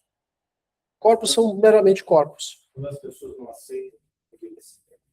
Muitas pessoas nunca... Isso não é nem um fenômeno moderno, é um fenômeno antigo. O Buda tem um sutra da rainha Kema. A rainha Kema era uma mulher maravilhosa, assim, uma das belezas da época dela. Então, ela era extremamente apegada à forma, no cabelo, rosto, corpo. E aí ela queria ouvir o ensinamento do Buda, então ela foi se aproximando um dia do Buda com o séquito dela, as pessoas que cuidavam dela, segurando o vestido, etc. Aí o Buda olha para a rainha Kema à distância, daí o Buda, ele emana uma forma de uma mulher maravilhosa, muito mais bonita que a rainha do lado dele, abanando o Buda. Daí a rainha olha assim, uau, abençoado, ele é seguido por mulheres de tal beleza. Aquilo para ela era a linguagem que ela entendia, né? Fazia sentido. Ela vai chegando, à medida que ela vai chegando, o Buda vai fazendo essa forma emanada envelhecer rapidamente. Aquela mulher linda e maravilhosa vai enrugando que nem um maracujá de gaveta, assim, até morrer e virar pó na frente dela, desaparecer, assim, tá? Fica chocada com aquela demonstração assim, né? E aí o Buda olha para ela, é assim. Ou seja, não apegar-se à beleza e à forma do corpo é uma loucura, né? Porque é tão efêmero, né? É tão rápido. Então, de novo, não quer dizer, então o budismo é contra a beleza, é contra... Não, é tudo perfeito, desde que você não gere apego e fixação àquilo, né? Não gere sofrimento a partir daquilo. Então tem uma dificuldade aí. Mas, de novo, o corpo é visto como um veículo útil necessário, a mente também. Quando eu analiso a mente e o corpo, eu não encontro nada fixo neles. Isso é muito importante localizar. Porque isso dá uma flexibilidade para a gente. Por exemplo, assim, você acha que tem um traço de personalidade e diz, não, eu sou assim. Mas será que você é assim ou você está assim por causas e condições? Será que você não consegue mover um pouco isso que você diz que eu sou assim? A pessoa diz assim, eu sou raivoso mesmo. Eu sou uma pessoa que facilmente me irrito. Será que isso é um fenômeno fixo, determinístico, ou será que eu consigo trabalhar com esse fenômeno e me irritar menos em algumas situações e mudando esse traço de comportamento? Então, na visão do Buda, todas as manifestações de comportamento são condicionadas, foram construídas a partir de causas e condições e, portanto, podem ser reconstruídas de outras formas. Agora sim, você nasceu num corpo, numa certa constituição, tem um DNA, tem toda uma estrutura, é claro que você não pode transformar esse corpo numa coisa completamente diferente, por exemplo. Né? Manipular esse corpo para ser uma outra coisa 100% diferente. Enquanto tem os elementos grosseiros, né, vamos dizer, constituindo o corpo, a gente vai ter que operar com aquelas limitações. Tem os elementos, terra, água, fogo e ar, que tem uma certa composição. Então a gente mexe um pouco naquilo, dá uma modulada. Né? Não sei quem lembra de rádio antigo? A M/FM. Então você tem que sintonizar. Eles podem sintonizar várias estações, né? Você vai girando ali o... Como é que o budismo entende a pessoa trans? Tudo bem também. Na visão budista, assim, a mente ela pode se manifestar, querer se manifestar de vários tipos de corpos. Não tem o menor problema. Eu, por exemplo, assim, Você pode se maquiar, você pode cortar o cabelo de modo diferente, você pode mexer no corpo como você bem entender, o corpo é só um veículo. Né? Então, assim, se a pessoa realmente não se identifica, né, sexualmente com aquele padrão de corpo, quer mudar, ela pode mudar. Uma pessoa quer fazer alterações, no budismo não tem problema nenhum com isso, que a gente vai liberar é a mente. O corpo é isso, é um fenômeno condicionado temporário, e a mente é completamente livre. Então, o budismo não tem problema nenhum, qualquer orientação de gênero ou sexual, e tanto faz. O ponto é qualquer ser senciente olhar para a sua própria mente e descobrir essas coisas que a gente está explorando, assim, por si só. Agora, o formato externo. É bonito de ver isso. O Buda, ele dialogou com todo mundo na época dele. Por exemplo, o Buda, ele era convidado para dar ensinamentos para reis, rainhas, reis autoritários, né? Monarcas absolutos que mandavam matar, prender, assassinar ele na hora. Mesmo assim, o Buda ajudava, ensinava, explicava as coisas. Aí o Buda conversou com muitos comerciantes, homens e mulheres, casais, tem vários conselhos do Buda para casais que estão prestes a casar, para as crianças. O Buda também ia na casa de prostitutas quando convidavam. Tem uma situação, Amrapali era uma cortesã famosa, e o Buda foi na casa dela dar ensinamentos. Então o Buda não tinha preconceito com nada assim que tinha naquela época na sociedade indiana, que era uma sociedade estruturada em castas. Até hoje né, em certa medida. Então aquilo era muito sério para os indianos, né? Os estratos sociais, não havia interação, né, entre os vários estratos. E o Buda não deu muita bola, mas o Buda também não convocou uma revolução, vamos derrubar essa estrutura que está aí, não. O Buda simplesmente espalhou amor e compaixão para todos, sem ficar lutando com ninguém. Porque quando você tenta obstaculizar o movimento de alguém, aquele ser se volta contra você, aquilo não dá muito certo.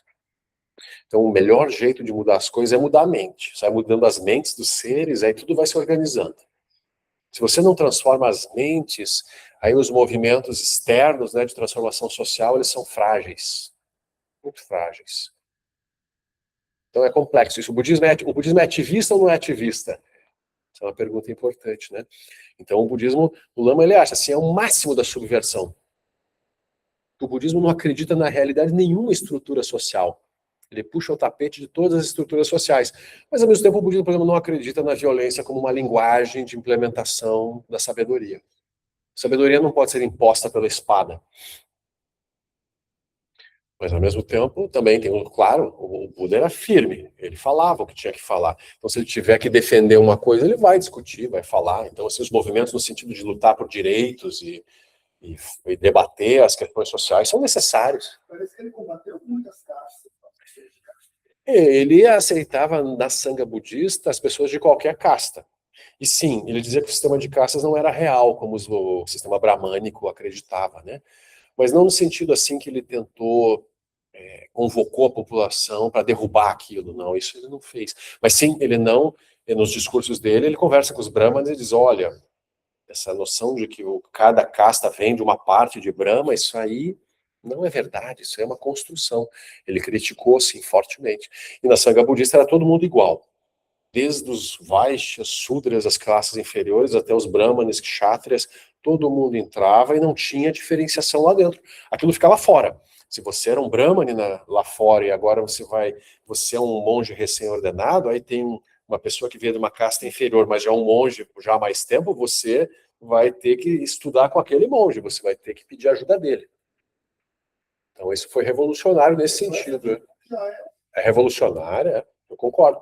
Com certeza, ele deixou um exemplo assim, olha, todos os seres têm a mesma natureza primordial, não importa em que casta nasceram, portanto, todos podem alcançar a liberação, e também tem a questão, né, sempre se discute o budismo em relação às mulheres, que é um tema complexo também. Mas o Buda não diferenciou ninguém, ele deu ensinamentos para as mulheres desde o início também, do mesmo jeito, as mesmas coisas. E mulheres de todos os tipos, que nem eu falei, cortesãs, rainhas, mulheres, né, donas de casa, as mulheres eram muito reprimidas na sociedade indiana tradicional, né, como foram por milênios, né, e continuam sendo, exatamente, né, ainda tem uma diferenciação enorme em lugares como o Afeganistão, que ainda existem, gente, é chocante, mas existem, né, em que as mulheres não podem estudar, não podem mostrar a cara na rua, é muito estranho, né, mas isso na época do Buda era grave também. mas ele não deu muita bola, né? Ele deu os ensinamentos abertamente desde o início. Assim, quem queria ouvir, ele ensinava. Não tinha idade, não tinha origem social. Ou seja, na visão do Buda, todos os seres têm a mesma natureza básica, só que o tipo de ensinamento que ele vai dar para cada um é dependendo da necessidade da pessoa naquele momento. Por isso que surgem tantos sutras, tantos discursos que às vezes até parecem contraditórios às vezes. O ensinamento que ele deu para uma pessoa era o melhor para aquela pessoa, e não era o melhor para aquela outra. Então ele pode falar coisas diferentes em momentos diferentes.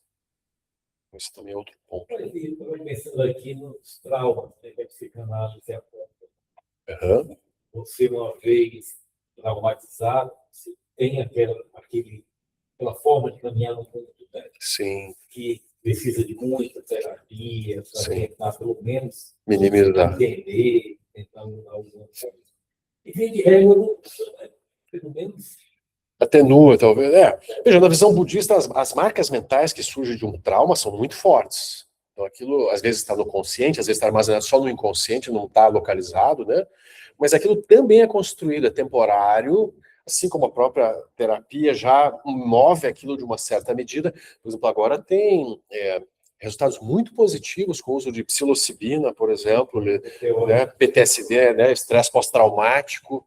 Então, tem tido boas experiências usando outros elementos, que não só a terapia verbal, ou a terapia corporal, física. Então, tem muitas formas de lidar com os traumas, né, de mexer com as memórias negativas do passado. Uma pesquisa de neurociência sobre a ayahuasca, eles fizeram imagens antes e depois do uso da substância, eles perceberam que o cérebro, ele se ilumina, né? Os caminhos de antes eram outros caminhos depois. Sim, Então, sim. você começa a ver o mundo a partir de outro ponto de vista. Sim.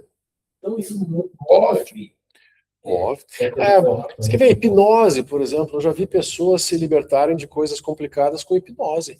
Às vezes o ganho é continuado, às vezes o ganho não é continuado, a pessoa retorna. Ou seja, a mente, ela é livre em essência. É claro que tem memórias celulares, né, guardadas tensões, rigidez corporal, tem muitas coisas guardadas, não tem a menor dúvida. Mas tudo isso pode ser, na visão budista, tudo pode ser liberado. E o método do Buda não é um método muito discursivo, é esse método de mergulhar na natureza profunda da mente. Quando você localizar a tua natureza fundamental, tudo o que aconteceu ao longo de infinitas vidas, traumas, coisas horríveis que você fez ou que recebeu, tudo é visto como etéreo, não tem mais poder nenhum de movimentar tua mente e teu comportamento. Então o método budista atravessa o inconsciente. Ele não vai esmiuçar o inconsciente, tentando encontrar as várias conexões causais, isso e aquilo, porque isso é infinito. Você lembra dessa vida, mas daqui a pouco vem uma memória de uma vida passada, e de outra, e de outra, e de outra, e não termina. O trauma é infinito. O que a gente já viveu no Sansara não é muito agradável. O Buda descreve, né, quando ele medita as 500 vidas passadas dele, cobras e lagartos. Né? Voltando das 500 vidas passadas e as nossas. Vai ter muita coisa. Então, o método causal, ele não é possível alcançar a liberação completa. Ele alivia, ele melhora as condições de vida dos seres. Todas as técnicas causais, terapêuticas, substâncias, químicas, todas são favoráveis e muito boas. Mas, em geral, elas não geram essa liberação definitiva, né, que o budismo está procurando. Que seria, assim, atravessar essa estrutura da mente condicionada. E o que tem além da mente condicionada? É isso que o Buda descobriu. E aí é a Rigpa. Aí é a mente primordial que vem antes dos condicionamentos. É isso que, através desses métodos de investigação e análise, que é chamado de Vipassana, né? Meditação analítica, insight penetrante. Você olha para as coisas tentando entender mais profundamente, analisar através de roteiros, de técnicas.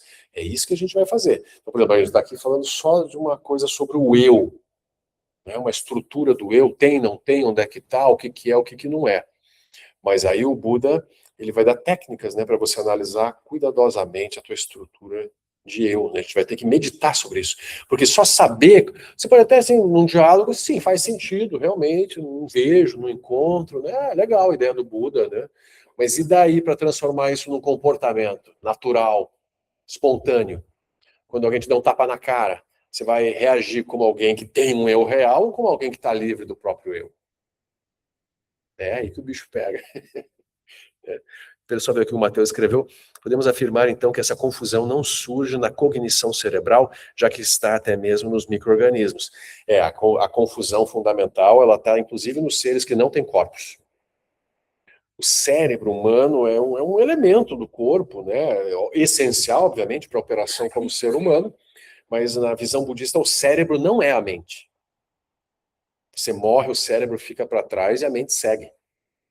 O cérebro é um fenômeno condicionado que surge do karma dos seres humanos de manifestar esse tipo de corpo.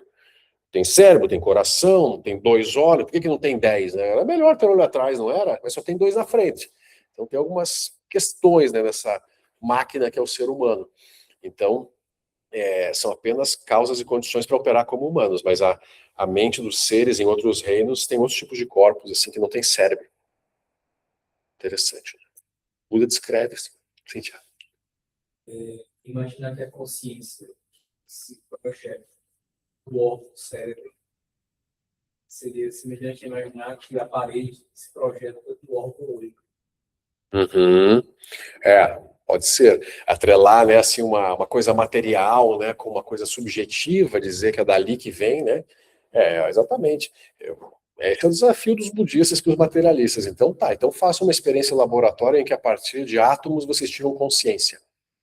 Rearranje, vão rearranjando aí, neurônios, redes neuronais, pega só a matéria, né? Não, pode ser que eles tenham razão e o budismo esteja errado. O Dalai Lama é muito aberto, assim.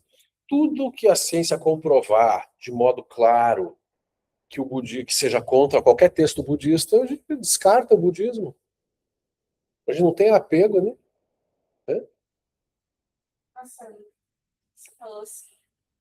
Alguém te fala. Oi, não entendi. Ah, você tem uma pergunta? Já respondi. Ah, é? Estava no pacote. Você falou que o cérebro morre, a mente segue. Sim. Então, no budismo, o budismo considera que existem toda aquela coisa de espíritos, fantasmas, obsessores, cosmos, demônios, essas coisas, ou essa mente ela vai passar pelos vácuos da morte, do pós-morte, do que é ser o renascimento, ou algumas mentes ficam pairando, assim, tipo, o reino humano. Tem algum nível de interação entre os vários reinos, sabe? Por exemplo, nós vemos o reino animal com clareza, não vemos? E tem alguns seres de outros reinos que podem ver os humanos em certa medida. Então, por exemplo, né, seres do reino dos fantasmas famintos, ou mesmo dos infernos, às vezes eles têm uma conexão com o reino humano e eles podem ver algumas pessoas e tentar se relacionar com aquelas pessoas e sim, se aproximar de alguma forma. Mas são todas formas mentais, assim como a gente acredita na nossa realidade, eles acreditam na deles, são todos seres da roda da vida que precisam se libertar. Mas sim, na visão budista, tem seres em vários tipos de manifestação aí, além das que a gente vê. O Buda, ele descreve esses seres, ele conversa em vários sutras com esses seres dos vários reinos, né, em outros tipos de corpos. Então, por exemplo, coisas como cartas psicografadas, falar com os mortos. Pode, com certeza. Por exemplo, no budismo tem um fenômeno interessante, né, que são os termas. Os termas são tesouros revelados, assim, são ensinamentos revelados por um mestre que ele diz que não é dele. Aquilo estava no fluxo mental dele, guardado, Padmasambhava colocou aquilo, e aquilo se revelou como uma coisa assim, que ele foi lá e escreveu rápido, não foi? Ele não pensou para escrever aquilo. Quase como se fosse algo psicografado, em que você atua apenas como um canal para manifestar aquele conhecimento. De um outro caso. Isso, de uma sabedoria que, no caso, o Guru Rinpoche plantou no fluxo mental dele. Ou você vai ter, por exemplo, o oráculo de Neshun, né? Também o Dalai Lama utiliza esse recurso. É um monge que é um médium mesmo, e tem Neshun é um ser, um espírito domado por Padmasambhava, que por não estar no reino humano tem uma visão privilegiada de algumas coisas. Não é que ele é iluminado, ele também está na roda da vida, mas ele tem uma visão privilegiada para alguns aspectos. E aí esse médium manifesta essas informações e fala para os Dalai Lamas. Quem assistiu o filme Kundum aparece muito claramente, assim, quando o oráculo, né, sugeriu para o Dalai Lama para que ele fugisse, né, do palácio de Norbulinka, e aí o Dalai Lama, o oráculo tinha dito várias vezes para ele não ir. Aí teve um dia, vá, é hoje e tal rota. Aí ele foi e conseguiu escapar. Então tem esses fenômenos psíquicos assim, são muito descritos sim, no budismo como um todo. E tem fenômenos complexos, assim como, por exemplo, pessoas que morrem, ficam um tempo fora do corpo e voltam para o mesmo corpo. A mãe do Shakdu Rinpoche, século XX, ela passou 2 semanas aproximadamente fora do corpo e retornou para o mesmo corpo. E aí descreve as experiências que ela teve nesses 14 dias. Tem um livro publicado em português, The Log, da editora Macara, né, do Shakdu Gompa, bem interessante. Assim, para nós é esquisito, né, são experiências diferentes. Mas alguém poderia dizer assim, mas tem as viagens astrais, tem outras formas de descrever esse tipo de conexão e visualização de outros reinos. Mas, de novo, voltando para a visão geral do Buda, são apenas outros reinos. Então também não tem muita importância. É interessante você ter essas habilidades se você for para lá para ajudar os seres que estão lá. Reinos, locais, planos de manifestação. Podem ser acessados. Isso, dependendo do budismo, inúmeras outras visões e religiões utilizam, né, desses acessos, mas na visão do Buda, o ponto central é se libertar da roda da vida. Não é passear pela roda da vida. Mesmo que você tenha habilidade de ir para qualquer reino e contratar qualquer tipo de ser, se você for lá para ajudar, para tentar liberar as mentes dos seres que estão presos nesses reinos, aí é interessante. Por exemplo, nas descrições da mãe do Shakdu Rinpoche, ela descreve como ela viu vários bodhisattvas salvando os seres, ou seja, tentando tirá-los da confusão no bardo do vir a ser, né, no processo do renascimento, seres confusos, e eles assim, acorda, não é por aí não, vem por aqui. Tentando tirar. Pode ter seres atrapalhando, sim, por exemplo. Eles tentando fazer com que nós Nós aqui, com certeza, o tempo todo, os bodhisattvas, em corpos humanos ou não, corpos sutis, né, também, eles estão tentando inspirar os seres a se libertarem, né, da confusão e do sofrimento. Eles agem muito de forma causal, mas não único, mas causal, e ajudam os seres num plano mais sutil, né? Com certeza. Eles podem, por exemplo, os bodhisattvas podem semear ideias no sutil das pessoas, que a pessoa de repente tem uma ideia e acha que ela descobriu algo. Aquilo foi semeado, foi soprado, vamos dizer assim, né, no nível sutil. Esse conceito também de plano causal também. Não, esses vários níveis assim, né, de mundos, não tem essa descrição com a mesma linguagem. Tem outra, eu sei que essa Mas é nessa noção assim, por exemplo, os bodhisattvas, eles se manifestam nos vários reinos e nos níveis sutis, nas terras puras, Sambhogakaya, tem nomes bem, mas é meio parecido se for olhar assim, os níveis de manifestação, e um ser que acesse aquele nível, ele consegue ver esses seres nesses planos mais sutis. Né? Plano causal, deve ter alguma escola que fala dele, Sim. Seria o plano onde você, a partir dali, você reencarnaria através de um ato incidente, chama de ato incidente, eu acho que seria, que ali cada vida você iria ali, como se fosse uma memória, preenchendo esse ato permanente, e que a partir desse ato permanente, um plano causal que haveria nova encarnação. Entendi, onde começa o processo do surgimento do próximo corpo. Aquele plano causal seria já um outro plano mais... Sim.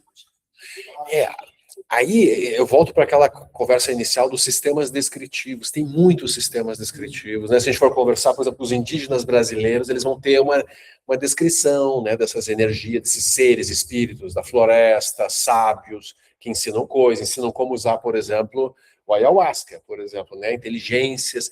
Tem vários níveis, né, sutis. São aspectos da natureza, né? Cada um tem Dá um nome, algo diferente. Está disponível aquilo para ser acessado. O budismo vem assim também. Esse lado mais esotérico. Você tinha uma pergunta aqui? Esses seres que a gente acessa, como se fosse acessando mentes. São mentes. Eles também são seres sencientes. Veja, pode ter o fenômeno vamos dizer assim, da alucinação completa individual. Claro, uma pessoa, por exemplo, às vezes esquizofrênica, vê outros seres ao redor dela que não são seres sencientes, são realmente projeções da mente dela. Por exemplo, à noite, quando você sonha, os seres que compõem o teu sonho, eles são a tua mente, eles não são seres que entraram, são personagens do teu sonho, que também são seres sencientes, que têm corpos em outro lugar. É a tua mente projetando experiências, cenários, né? Então pode ser uma alucinação completa, ou pode ser um contato direto com um ser senciente mesmo, ser em outros corpos, em outros tipos de manifestação. Sim. Eu estava pensando se eles têm algum tipo de diferença desses seres que eu chamo de eu, né? Que, de certa forma, eu estaria acessando também, né? essa mente que se diz eu. Né? Esses seres que você acessa, em geral, eles também estão na roda da vida, assim como você. Eles acreditam na existência. Mesma coisa. Agora, você pode, às vezes, acessar um ser mais lúcido, um bodhisattva, um ser com maior grau de liberdade, ou num sonho, ou numa visão, ou numa meditação. Muitos bodhisattvas em corpos humanos tiveram visões, assim. Por exemplo, o próprio Trungpa Rinpoche, que é um mestre, né, moderno, ele, quando fez um retiro lá no Butão, que ele recebeu a sadhana do Mahamudra, ele teve visões de Padmasambhava, Vyesha de Sogyal, diretas, assim. Exatamente, um grau de realização. É isso que eu digo, assim, então a gente pode visualizar mesmo os Budas e Bodhisattvas, desde que a nossa mente esteja pura o suficiente para acessar, né, para acessar o plano que eles estão. É uma forma de falar, exatamente, mesma frequência, o mesmo nível, assim, né, de manifestação. Mas sim, então isso pode ser confusão ou pode ser lucidez. Por isso que é importante a gente alcançar a lucidez por nós mesmos. A gente não sabe muito bem esses seres que estão por aí, qual o grau de sabedoria deles. Então, por exemplo, quando as pessoas buscam muitos conselhos de seres em corpos não humanos, não tem muita garantia de que o conselho que vem é um conselho sábio. Eu acho um pouco perigoso, assim, né? As pessoas buscam muito, às vezes, oráculos variados e nem sempre... O Dalai Lama, por exemplo, ele ouve o oráculo de Neshun, mas ele ouve, ele não vai aceitar tudo que o oráculo diz, por exemplo. Ele questiona aquilo que o oráculo traz. Então, são temas interessantes. Isso é interessante mesmo, porque tem a questão de por aí, de coração, de perceber o mundo astral. Uhum. Sim, uma clarividência? Não. Outro termo. A clarividência da minha clarividência já é uma outra coisa de fixar. É uma espécie de percepção do tudo. Uhum. Certo. Uhum. E que ele recebe mensagens dessa gente, vamos dizer, desse plano. E às vezes são mensagens que são manipuladas. Não necessariamente tem sabedoria. Discernimento, Exatamente. Saber que aquilo nem sempre é verdade, não é?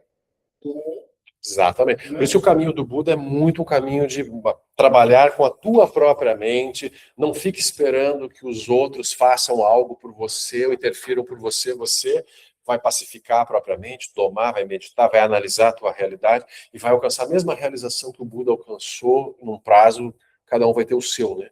Mas isso é disponível para todos nós, né? Então isso é uma boa forma. Vamos fazer 10 minutinhos de intervalo, pessoal, para quem precisa tomar um chá ali no banheiro, e a gente volta já já. Né? Porque a tarde a gente vai se empolgando. Então, 10 minutinhos de intervalo.